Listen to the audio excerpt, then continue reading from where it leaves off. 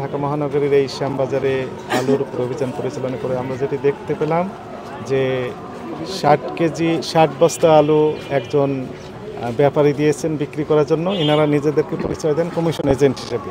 তো সেই আলু কী রেটে বিক্রি করছেন এই তথ্য আমরা যাচাই বাছাই করে যেটি আমরা দেখলাম যে ব্যাপারীকে 60 বস্তা আলুর জন্য পেমেন্ট করা হয়েছে 1,60,000 টাকা। 1,60,000 টাকা 60 বস্তা আলু সেই হিসেবে কেজি প্রতি 41 টাকা করে দর পড়েছে, কিন্তু উনি বিক্রি করছেন এখানে 63 টাকা প্রতি কেজি, অর্থাৎ 41 এবং 63 ডিফারেন্স হচ্ছে 22 টাকা প্রতি কেজিতে। 22 টাকা অতিরিক্ত মুনাফা করা হয়েছে, এইটি আমাদের কাছে প্রতীয়মান হয়েছে। কারণ এর এগেনস্টে কোনো রকমের ব্যাখ্যা তারা দিতে পারে নাই। এক এক সময় এক এক রকমের ব্যাখ্যা দেওয়া হয়েছে, এগুলো অনভিপ্রেত।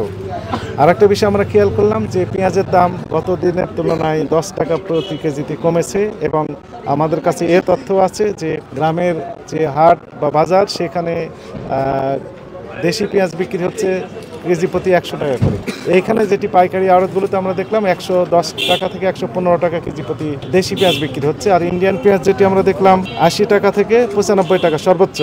তবে ব্যবসায়ীরা আশঙ্কা প্রকাশ করলেন যে আগামীকাল হয়তো এই দামটা আরও কমে যাবে। এবং ইন্ডিয়ান এবং পাকিস্তান এবং মিশরের যে পেঁয়াজ সেটিও বিক্রি হচ্ছে 75 টাকা থেকে 80 টাকা কেজি, অর্থাৎ পেঁয়াজের দাম এখন নিম্নমুখী। এবং আশা করছি আমরা যে নেক্সট উইকের মধ্যে পেঁয়াজের দাম আরও কমে যাবে। এবং ব্যবসায়ীরা যে তথ্য জানালেন যে আগামী 15 দিনের মধ্যে হয়তো নতুন পেঁয়াজ বাজারে যদি আসে তাহলে এই পেঁয়াজের বাজারে একদম পড়ে যাবে, এটি পজিটিভ সাইন। এবং আমরা আশা করছি যে আলুর যে বাজার রয়েছে সেটিও ভোক্তাগণের ক্রয় ক্ষমতার মধ্যেই থাকবে। কারণ ইন্ডিয়ান যে আলু সে এলসি আলু খরচ পড়েছে আমরা দেখলাম 27 টাকা, এখানে পৌঁছানো পর্যন্ত। তো 27 টাকার আলু যদি ভোক্তারা 30 টাকার মধ্যে পেত তাহলে সুবিধা হতো। আমার সর্বোচ্চ ধরেছি 40-45 টাকা।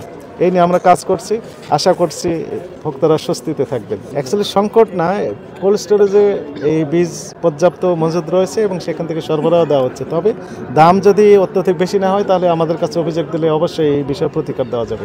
যেমনটি বললেন যে আসলে কমিশন এনারা নাম দিয়েছেন, কিন্তু বাস্তবত কমিশন যেমন ট্রান্সপারেন্ট হওয়ার কথা সেই ট্রান্সপারেন্সি তাদের মধ্যে আমরা পাচ্ছি না।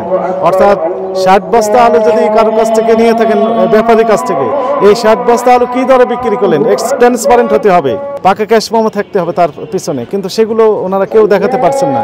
কি পেমেন্ট দিলেন, কার ভিত্তিতে পেমেন্ট দিলেন, সবগুলো অস্বচ্ছতার ভিত্তিতেই মূলত এই ব্যবসাগুলো পরিচালনা করা হচ্ছে। ফলে আসলে তারা কমিশন এজেন্ট না নিজেরাই এই ব্যবসাটা করছেন যোগ সাজস করে ব্যাপারীর সাথে, এটি নিয়ে $1 মিলিয়ন কোশ্চেন আমাদের রয়েছে। এই নিয়ে আমাদের আরও কাজ করা রয়েছে।